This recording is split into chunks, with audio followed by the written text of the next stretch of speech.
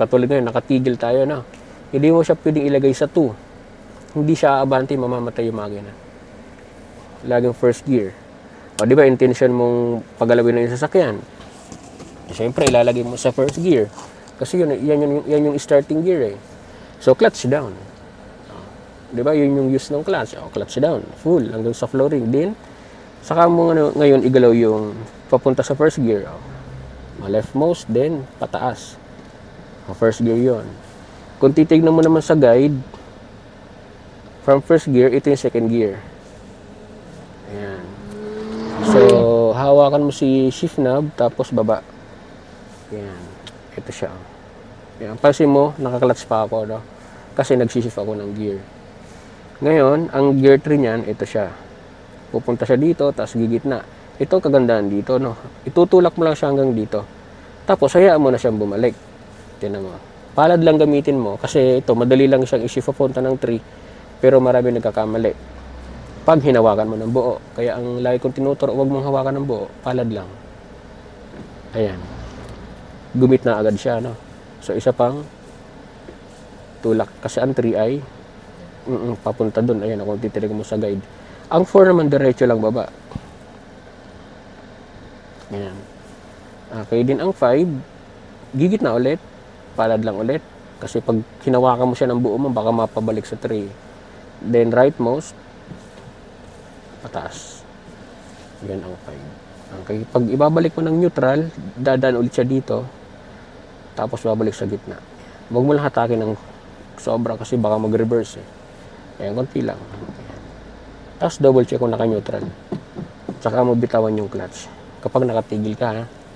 Ayan, kasi pag katulad nito, ma'am, naka-engage siya ng 5. Ibinatawan ko yung clutch. Nakatigil ngayon tayo, ha? Mamamatay yung makina mo. Kasi naka-engage yung gear natin.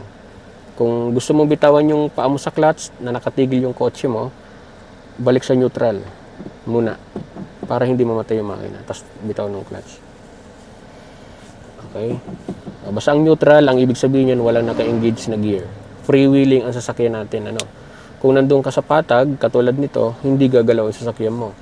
Pero kung nandun ka sa paahon, tapos naka-neutral ka, pwede kang umurong. No? Kung nandun ka naman sa palusong, pwede kang umabante. Kung naka-neutral ka. Ayan. Kaya, mahalaga itong handbrake, ma'am. Kita mo to, ito yung handbrake. Bukod sa naka-neutral tayo, naka-engage yung handbrake natin. Preno to. Ayan, brake to.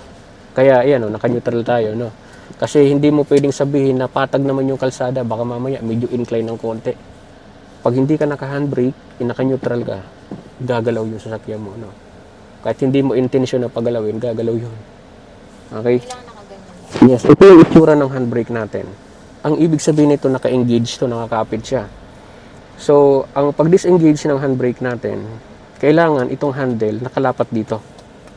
Okay, so may button yan. Ito. Matigas, no? So, ang pag-disengage niyan, hatakin mo muna ang handle, saka mo pipindutin. Okay? Then, make it sure na bago mo ito i-disengage, dapat naka-brake ka muna. Kasi nga, baka mamaya nandun ka sa hindi patag eh. So, brake muna sa, yan, long press sa brake. Tapos, hatak ng konti. Pindot, then baba. Ayan na. Okay, so, hindi na siya naka-engage, no? Ayan. Kailangan mo talaga itong i-disengage bago ka mag-move kasi preno to eh. Ayan. Tapos, ang pag-engage naman, kunwari, nag-parking ka, no? Tumigil ka sa tabi. Engage mo itong handbrake mo, hawakan mo lang siya. Tapos, taas mo lang. Mga 3 to 5 click lang yung maririnig mong sound.